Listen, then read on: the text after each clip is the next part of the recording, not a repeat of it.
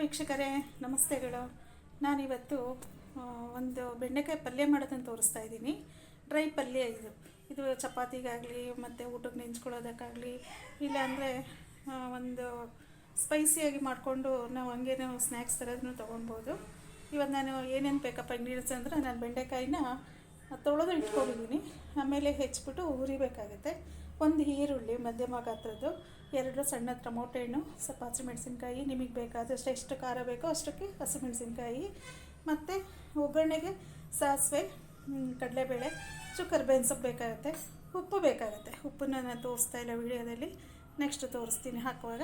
ಈಗ ಒಂದು ಬೆಂಡೆಕಾಯಿನ ಹೆಚ್ಚಿಬಿಟ್ಟು ಹುರ್ಕೊಳ್ಳೋಣಂತೆ. ನೋಡಿ ವೀಕ್ಷಕರೇ, ನಾನಿವತ್ತು ಬೆಂಡೆಕಾಯಿ ಹುರಿಲಿಕ್ಕೆ ಒಂದು ಬಾಣಲಿ ಇಟ್ಕೊತಾ ಇದ್ದೀನಿ. ಬಾಣಲಿನಲ್ಲಿ ಬೆಂಡೆಕಾಯಿ ಹಾಕಿಬಿಟ್ಟು ಅದನ್ನು ನಾನು ಡ್ರೈ ಆಗಿ ರೋಸ್ಟ್ ಮಾಡ್ಕೊತೀನಿ. ನಾನೇನು ಎಣ್ಣೆ ಹಾಕೋಲ್ಲ. ಎಣ್ಣೆ ಹಾಕಿದ್ರೆ ಏನಾಗುತ್ತೆ ಅಂದರೆ ಬಾಣಲಿಗೆ ಜಾರ್ದಂಗಾಗಿ ಬೆಂಡೆಕಾಯಿದು ಲೋಳೆ ಹೋಗೋದಿಲ್ಲ. ಹಾಗಾಗಿ ನಾನು ಡ್ರೈನಲ್ಲೇ ಮಾಡ್ಕೊತಾ ಇದ್ದೀನಿ. ಡ್ರೈನಲ್ಲಿ ಮಾಡ್ಕೊಂಡ್ರೆ ಏನಾಗುತ್ತೆ, ಬಾಣಲಿಗೆ ಅದು ಹಂಟೆಲ್ಲ ಇಟ್ಕೊಳ್ಳುತ್ತೆ ಬಾಣಲಿನಲ್ಲಿ. ಆವಾಗ ಸ್ವಲ್ಪ ಲೋಳೆ ಆಗೋದೆಲ್ಲ ಕಡಿಮೆ ಆಗುತ್ತೆ. ನೋಡಿ ಈ ಥರ ಒಂಚೂರು ಒಂದು 5 ನಿಮಿಷ ನಾವು ಈ ಥರ ಸಣ್ಣ ಉರಿನಲ್ಲೇ ಬಾಡಿಸ್ಕೊಬೇಕಾಗತ್ತೆ. ನೋಡಿ ನೋಡಿ ವೀಕ್ಷಕರೇ, ಈ ಥರ ನಾನು ಹುರಿತಾ ಇದ್ದೀನಿ ಬೆಂಡೆಕಾಯಿನ. ನೋಡಿ ಆ ಥರ ಬಂದಿದೆ. ಲೋಳೆ ಎಲ್ಲ ಪೂರ್ತಿ ಕಡಿಮೆ ಆಗಿದೆ. ಇದನ್ನು ಒಗ್ಗರಣೆ ಮಾಡೋಣಂತೆ.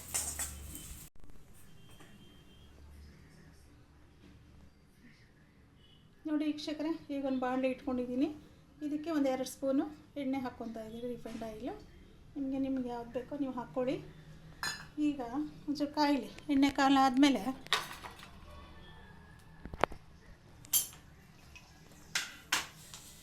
ಎಣ್ಣೆ ಬಿಸಿ ಆದಮೇಲೆ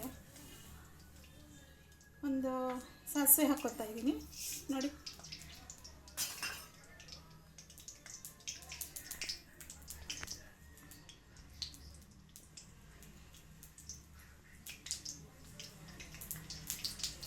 ಅದು ಸಿಡಿಲಿ. ಸಾಸಿವೆ ಸಿಡಿದಾದ್ಮೇಲೆ ನಾನು ಇದಕ್ಕೆ ಕಡಲೆಬೇಳೆ ಹಾಕ್ಕೊತಾ ಇದ್ದೀನಿ.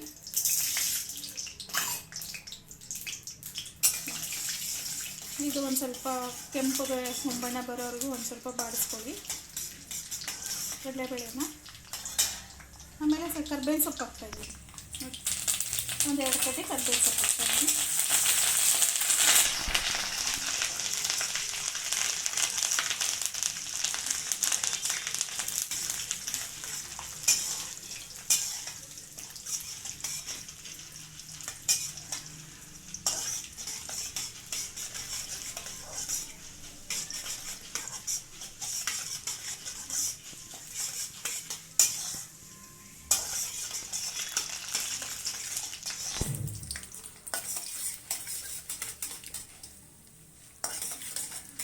ನೋಡಿ 2 ಕಡಿಮೆ ಅದು ಕೆಂಪಾಗಿದೆ. ನೋಡಿ ಈ ಥರ ಕೆಂಪಾಗಿದೆ.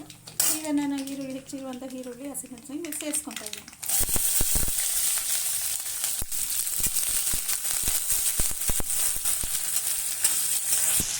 ಬಾಡಿಸ್ಕೊಳ್ಳೋಣ. ಅದು ಸ್ವಲ್ಪ ಮೆತ್ತಗಾಗೋವರೆಗೂ. ತೀರಾ ಏನು ಗೋಲ್ಡನ್ ಕಲರ್ ಬರುವಂಥದ್ದು ಏನಿಲ್ಲ, ಸ್ವಲ್ಪ ಬಾಡಿಸಿದ್ರೆ ಸಾಕಾಗುತ್ತೆ. ಅದು ಈರುಳ್ಳಿ ನಿಮಗೆ ಖಾರಕ್ಕೆ ಎಷ್ಟು ಬೇಕೋ ಅಷ್ಟು ಹಸಿಮೆಣಸಿನಕಾಯಿ ಹೆಚ್ಕೊಂಡು, ನಾನೀಗ ದುಡ್ಡಕ್ಕೆ ಹೆಚ್ಕೊಂಡಿದ್ದೀನಿ. ಏಕೆಂದರೆ ಮಕ್ಕಳೆಲ್ಲ ಇರ್ತಾರೆ, ತಿನ್ನುವಾಗ ಬಾಯಿಗೆಲ್ಲ ಸಿಕ್ಬಿಡುತ್ತೆ. ಆವಾಗ ಇದನ್ನು ನಾವು ತೆಗೆದಿಟ್ಟು ಮಕ್ಕಳಿಗೆ ಕೊಡೋಕ್ಕೂ ಅದು ಸರಿ ಹೋಗುತ್ತೆ. ಹಾಗಾಗಿ ನಾನು ಮೆಣಸಿನ್ಕಾಯಿನ ಹೆಚ್ಚು ಹಾಕ್ಕೊಂಡಿದ್ದೀನಿ. ಆಯಿತಾ? ಇದಕ್ಕೆ ನಾನು ಈಗ ಉಪ್ಪು ಸೇರಿಸ್ಕೊತಾ ಇದ್ದೀನಿ. ಉಪ್ಪನ್ನ ನಿಮಗೆ ತೋರಿಸ್ತಿಲ್ಲ, ಈಗ ತೋರಿಸ್ತಾ ಇದ್ದೀನಿ.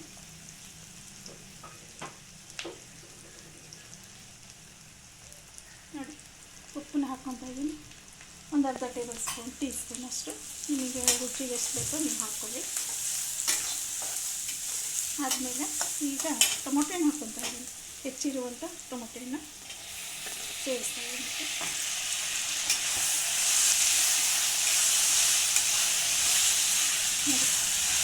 ನಾನೊಂದು 2 ಹಾಕ್ಕೊಂಡಿದ್ದೀನಿ. ನಿಮ್ಮ ಚಾಯ್ಸ್, ನಿಮಗೆ ಎಷ್ಟು ಬೇಕು 1 ಹಾಕ್ಕೊಳ್ಳಿ. ಇಲ್ಲ ಸ್ವಲ್ಪ ಟೇಸ್ಟ್ ಚೆನ್ನಾಗಿ ಹುಳಿ ಬರಬೇಕು ಅಂದರೆ ನೀವು 1-2 ಹಾಕ್ಕೊಂಡ್ರೆ, ಸಣ್ಣದು 1-2 ಹಾಕ್ಕೊಂಡ್ರೆ ಸಾಕಾಗುತ್ತೆ. ನಾನೊಂದು 500 ಗ್ರಾಮ್ನಷ್ಟು ಬೆಂಡೆಕಾಯಿ ಅಳತೆಯಲ್ಲಿ ಬೆಂಡೆಕಾಯಿ ತೊಗೊಂಡಿದ್ದೀನಿ. ನಿಮ್ಮ ನಿಮಗೆ ಯಾವುದು ಅಳತೆ ಬೇಕಾಗುತ್ತೋ ನೀವು ಅಷ್ಟು ತೊಗೊಂಡು ಯೂಸ್ ಮಾಡ್ಕೊಬೋದು. ಒಂದು ಈಸಿಯಾಗಿರುವಂಥ ಬೆಂಡೆಕಾಯಿ ಪಲ್ಯ ಇದು ನೋಡಿ. ಸ್ವಲ್ಪ ಬಾಡಲಿ ಇದು ಎಣ್ಣೆಯಲ್ಲಿ.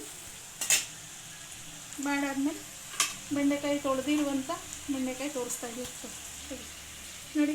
ಈ ಥರ ಹುರಿದು ಈ ಥರ ನಾನು ಜಾಸ್ತಿ ಕಪ್ಪಾಗೋದು ಬೇಡ, ಈ ಥರ ಒಂದು ಡ್ರೈ ಆಗಿ ಸ್ವಲ್ಪ ಬಾಡಿಸಿದ್ರೆ ಸಾಕಾಗುತ್ತೆ. ನಾನು ಬಾಣಲಿ ಡ್ರೈಯಲ್ಲಿ ಹುರಿದಿರೋದ್ರಿಂದ ಅದು ಲೋಳೆ ಎಲ್ಲ ಅದರಲ್ಲೇ ನಿಂತ್ಕೊಂಡಿರುತ್ತೆ, ಈಚೆಗೆ ಬರೋದಿಲ್ಲ.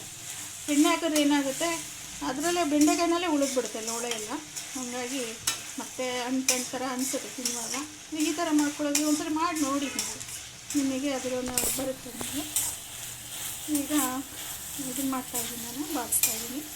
ಟೊಮೊಟೊ ಹಾಕಿ ನೋಡಿ, ಸ್ವಲ್ಪ ಬಾಡಲಿ. ಟೊಮೊಟೊ ಹಣ್ಣು ಸ್ವಲ್ಪ ಬೆಂದಂಗೆ ಆಗಬೇಕು, ಯಾಕೆಂದರೆ ನಾನು ಬೆಂಡೆಕಾಯಿ ಆಲ್ಮೋಸ್ಟ್ ಬೆಂದಿದೆ, 3/4% ಬೆಂದಾಗಿದೆ. ಈಗ ನನಗೆ ಬೆಂಡೆಕಾಯಿ ಸೇರಿಸ್ತಾ ಇದ್ದೀನಿ ನೋಡಿ.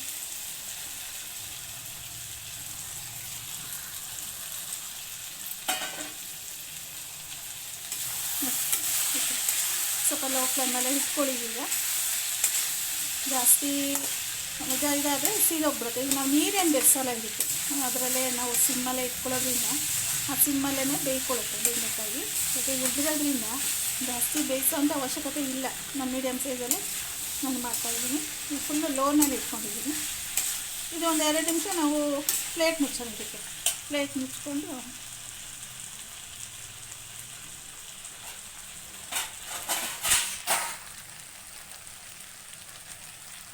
ಒಂದು 2 ನಿಮಿಷ ಇದು ಪ್ಲೇಟ್ ಮುಚ್ಚೋಣ.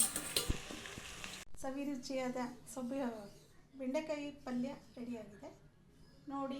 ನಮ್ಮ ಚಾನಲ್ನ ಲೈಕ್ ಮಾಡಿ, ಶೇರ್ ಮಾಡಿ, ಕಮೆಂಟ್ ಮಾಡಿ, ಸಬ್ಸ್ಕ್ರೈಬ್ ಮಾಡಿ, ನಮ್ಮ ಚಾನಲ್ಗೆ ಸಪೋರ್ಟ್ ಮಾಡಿ ದಯವಿಟ್ಟು.